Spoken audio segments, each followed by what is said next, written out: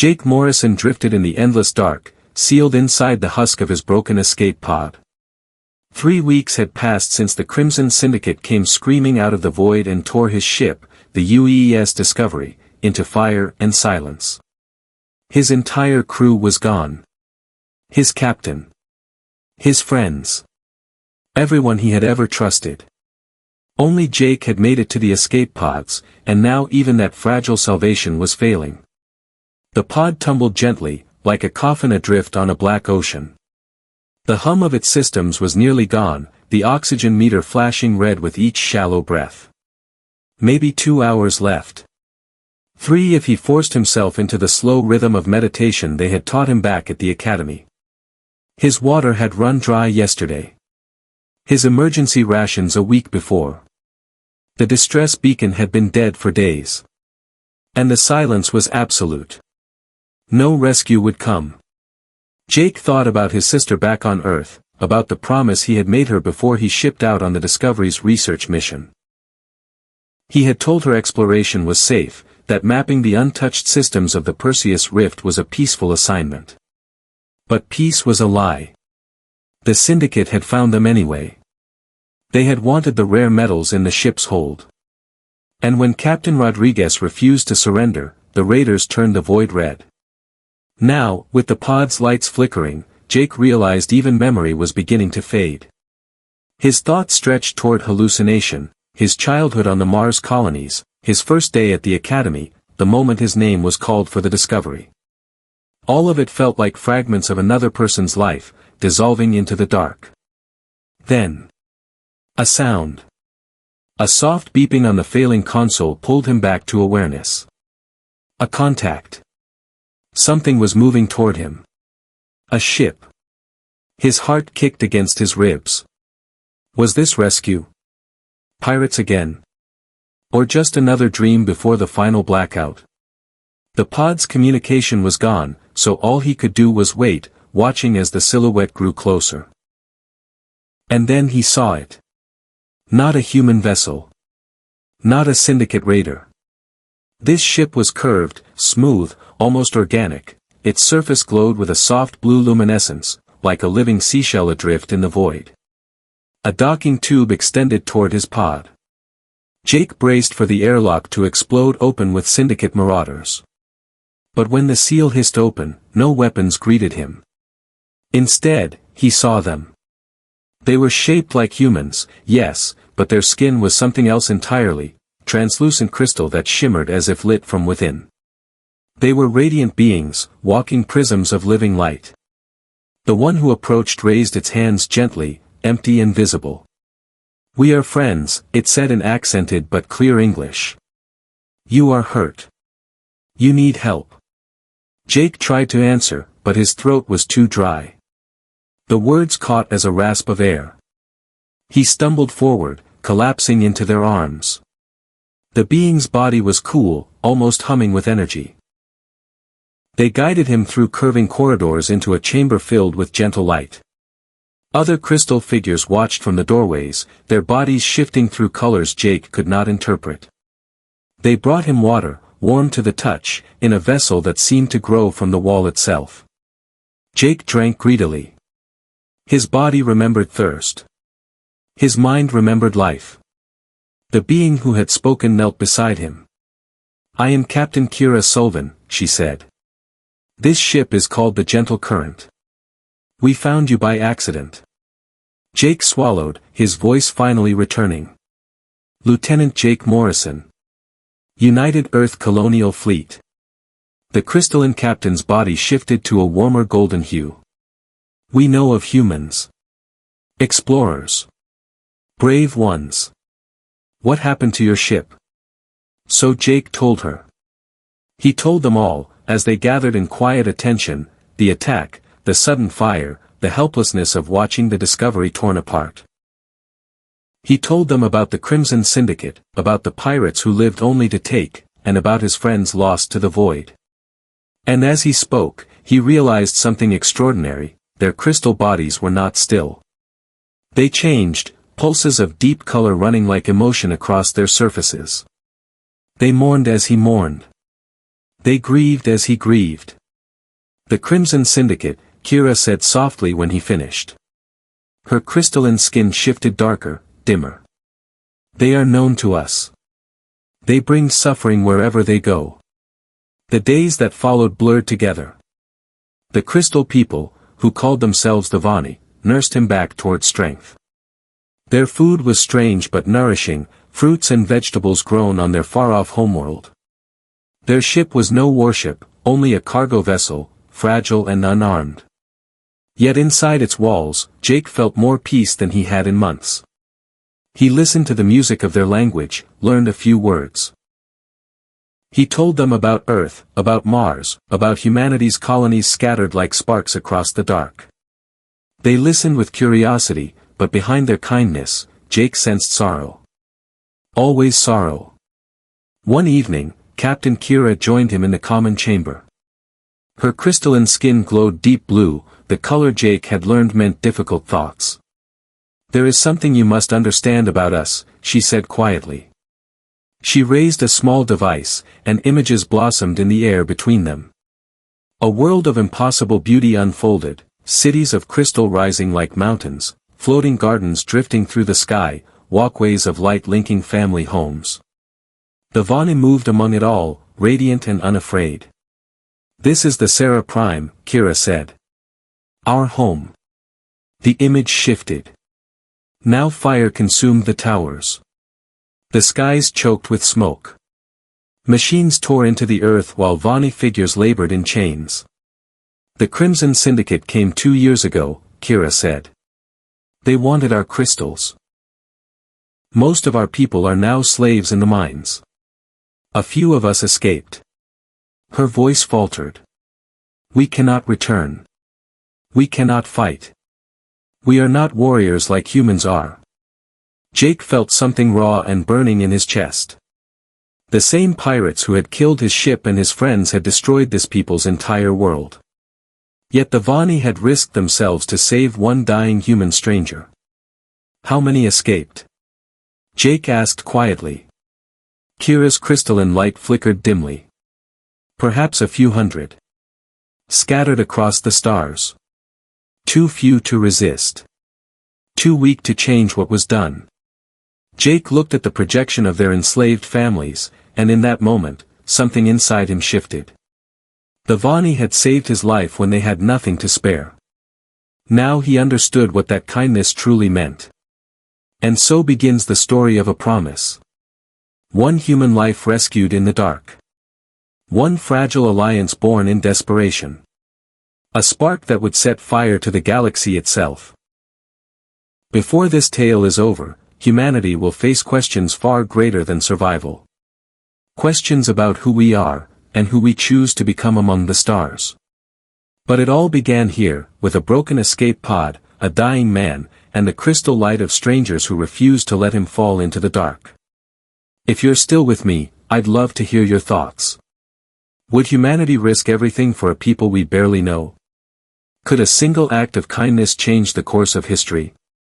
Leave a comment below, and if you enjoy thoughtful, slow-burn science fiction stories like this, don't forget to subscribe, there's much more to come. The Vani had given Jake back his life. But they had also given him something far heavier, truth. Their world, the Sarah Prime, was gone. Their families worked as slaves in the syndicate mines. Their radiant cities had been reduced to rubble. And yet, despite all of this loss, they had chosen compassion. They had rescued one stranger from the void when they had every reason to turn away. Jake lay awake in his small chamber aboard the gentle current, listening to the hum of the ship's engines. He stared at the ceiling, replaying Kira's words over and over. "We are not warriors like humans are." It struck him that she believed that. That somewhere in her heart, humanity had already taken a place as defenders, even saviors. But Jake knew the truth, humanity was not ready for war. Not against the syndicate. Not against anyone. The Earth he had left behind was fractured. Mars squabbled with the lunar colonies over trade rights. The Jovian settlements whispered about independence. Even among the United Earth Council, there were bitter divisions, science against military, exploration against defense. Humanity was a house with too many rooms, and too few doors between them. But as Jake turned those thoughts over in his mind, he also remembered something else. He remembered Earth's history. Humanity had always been at its best when the odds were impossible. Always. The decision formed quietly in him, like gravity pulling an object down. On the third day of his recovery, Jake found Captain Kira alone, studying the star charts projected across the navigation bay. "I need to make you a promise," he said. His voice was steady, though his hands trembled slightly. Kira turned, her crystalline body shifting into cautious green. "A promise?" Jake stepped closer. "I can't bring back the Sarah Prime. I can't undo what the Syndicate did to you. But I can swear this, humanity will not let your people die in silence. Not if I have anything to say about it." The captain's glow dimmed, uncertain. "You would risk your kind for ours? We are only strangers." Jake shook his head. "Not anymore." For a long moment, silence stretched between them. Then Kira reached out, her translucent hand hovering near his shoulder. "If you mean this, Jake Morrison, then you carry the weight of more than you know." Her light shifted to a soft, golden hue, the Vani color for hope. When the gentle current finally delivered him to a human outpost on the rim, Jake was gaunt, weak, and still haunted by nightmares of fire and Syndicate laughter. But inside him, the promise burned brighter than anything else. At first, no one believed him. His report was dismissed as the delusions of a half-starved survivor. The council had heard of the Syndicate, of course, but always as rumors, shadows in the void. Official policy was simple: do not engage. Earth was focused inward, not outward. The Rift expedition Jake had been part of was meant for mapping, not war. Yet something in Jake's testimony refused to die. He spoke to anyone who would listen: commanders, senators, even journalists. He told them about the Syndicate slaughter, about the raiders who had enslaved entire civilizations, about the crystal beings who still believed in humanity when humanity did not even believe in itself. His words carried weight. Not because of evidence, but because of conviction. The seed of his promise began to root itself in human politics. Some dismissed him as reckless. But others began to see the Syndicate for what they were: not a distant nuisance, but a future threat that would one day find Earth itself. Weeks turned to months. Back aboard the gentle current, Jake returned often, even as his duties with the fleet increased. He spent long nights learning the Vani language, listening to their music, eating their strange sweet fruit bread. He asked about their myths, their legends, the way they once sang stories beneath the crystal arches of the Sarah. He began to dream of their homeworld the way they described it: a place of gentle rivers that glowed under starlight, of towers that resonated like bells in the wind. And each time he dreamed, his resolve deepened. It was not just about vengeance for the discovery anymore. It was about the Vani. About what had been taken from them. About what must be restored. But resistance requires more than resolve. The first steps were quiet, almost invisible. A handful of sympathetic officers began diverting resources to reconnaissance patrols near Syndicate space. Scientists analyzed Vani crystal fragments, testing them for resonance with human technology. A secret committee within the council began drafting what they called contingency plans. Jake watched as the pieces moved slowly into place. It was not yet an army. It was barely a movement. But it was something. And in the silence between those fragile beginnings, Jake sometimes wondered if Kira had been right after all. If humans truly were warriors at heart. One evening, on a rooftop of the Mars colony where the thin atmosphere turned the sky a pale, cold red, Jake stood with a group of young recruits. He told them the story, not as a soldier, but as a survivor. "I was dead," he said simply. "Floating in the void, waiting for nothing. And then they came. Not to conquer me. Not to use me. They came because kindness was stronger than fear. He paused, his eyes searching theirs. If we turn our backs now, then what does humanity stand for? What are we, if not the ones who remember kindness when the stars grow cold? The recruits were silent, but in their silence Jake felt the shift. He had planted another seed. Far away, in Syndicate space, a different story was unfolding. The Crimson Syndicate had heard whispers of humans speaking the name Vani in their councils. They had intercepted fragments of transmissions. They had seen patrols straying too close to their claimed routes. The Syndicate was vast, ruthless, and ancient. And they had no intention of letting a young species interfere with their empire of blood. For the first time in centuries, their attention tilted toward Earth. And so Part 2 ends with a galaxy trembling on the edge of change. A human survivor who carries a promise heavier than his own life. An enslaved people who still believe in hope. And an enemy who does not yet understand what fire humanity carries in its soul. The war has not begun yet. But it will. And when it does, nothing in the stars will remain untouched. What do you think, traveler? If you were Jake, would you have made that same promise? Or would you have walked away, leaving the Vani to their fate? Leave your thoughts below, I read every comment. And if you want to hear how humanity's quiet promise grows into a storm the Syndicate never expected, subscribe and stay with me. The story is only just beginning. The Crimson Syndicate did not fear humans. Not at first. To them, humanity was a young species, restless, disorganized, loud. A civilization barely learning to stretch its arms into the void. Earth had no fleets capable of matching theirs. No armies bred for conquest. No centuries of dominance carved into its bones. And yet, the whispers began. At first, it was only a rumor, a human officer had spoken the Vani name aloud in council. Then another, a transport carrying Syndicate goods had vanished without trace, replaced by a beacon transmitting a single human phrase, "We remember." Soon, there were more. A Syndicate labor overseer on the edge of the rift found his comms flooded with recordings of Vani voices singing their lost songs. A garrison commander received nothing but a shard of crystal etched with words in human script, "You will answer for them." No fleet moved. No banners were raised. No declarations of war thundered across the stars. Humanity did not march outward with armies. Instead, they spoke with silence. With fragments. With symbols. It was not war. Not yet. It was something the Syndicate did not understand, psychological warfare, carried on the breath of myth. Jake Morrison was at the center of it all, though he never claimed command. He became the storyteller, the voice that gave shape to Earth's quiet defiance. Wherever he traveled, from the domes of Luna to the drifting cities of Europa, he carried the same message. The Vani are not gone.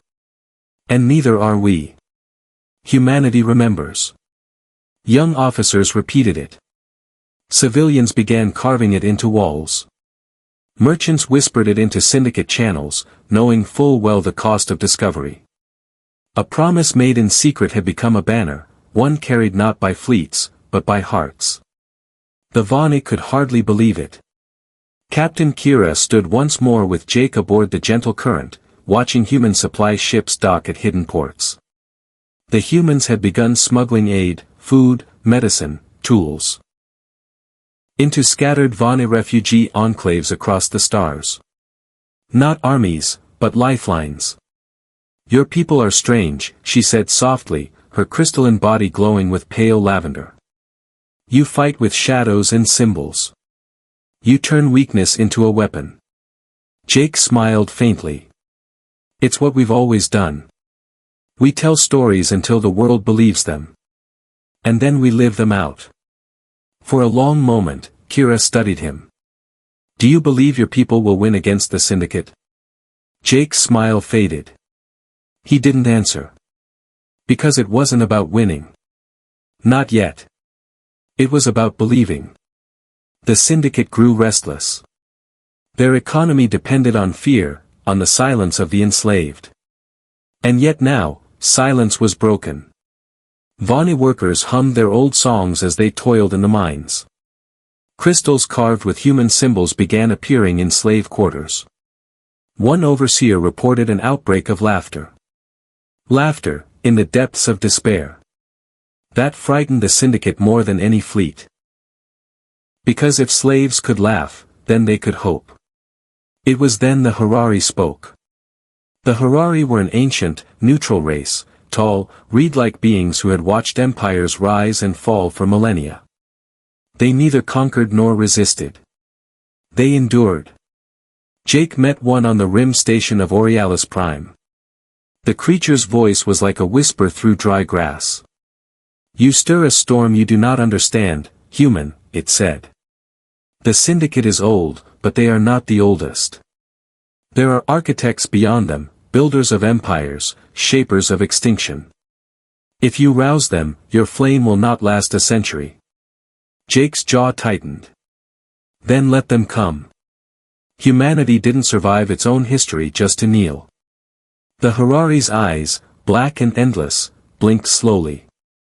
Pride is the first note of every fallen song. Then it turned away, vanishing into the station's crowds. Jake said nothing. But the warning lodged in him like a splinter. The first true strike came soon after. Not by accident. Not by rumor. But deliberate. A syndicate convoy carrying thousands of Vani's slaves vanished near the edge of the rift. Days later, a broadcast echoed across half the sector. Not military code. Not propaganda. Just Jake's voice, calm and steady. "We remember the Sarah. We remember the Vani. And we will remember you." Then silence. When the convoy was finally found, the slaves were gone. Only the syndicate guards remained, bound, alive, forced to listen as Vani's songs played on endless repeat. The galaxy trembled. This was not the humanity the stars had expected. They had expected noise. They had expected brute force, reckless charges, fleets burning like kindling. But this was different. Humanity fought with psychology, with whispers, with symbols sharp enough to cut empires. For every Vani child freed, 10 more species began to wonder, if the humans remembered them too, could they also be saved? The syndicate had ruled by silence. Humanity had broken it. But Jake knew what was coming. He stood again with Kira, staring at a hologram of syndicate fleets mobilizing near the rift. This was no longer whispers. The enemy had noticed. "They're going to come for Earth," Jake said quietly. Kira's glow shifted to a dark blue, the Vani color for morning. "And your people are not ready." Jake clenched his fists. "Then we'll have to be." For a long time, neither spoke. The hum of the ship filled the silence. Finally, Kira reached out, her hand hovering near his as she had once before. "Jake Morrison," she said softly, "do not forget your promise." He closed his eyes, hearing the weight of it all over again. "I never will." And so part 3 ends with the galaxy caught between silence and song. A syndicate empire cracking under the weight of whispers. A young humanity turning memory into a weapon. And in the shadows, the architects, the true powers, beginning to take notice. The war has not yet reached Earth. But it is coming. And when it does, the stars themselves will bear witness to the fire humanity carries. Backhand index pointing right. What about you, traveler? If humanity's first weapon was not fleets or guns, but memory itself, do you think it could stand against an empire built on fear? Or is the Harari right, and humanity is only lighting a fire that will burn itself out? Tell me what you think. And if you want to see what happens when the architects step into the light, subscribe and stay with me. The storm is only beginning.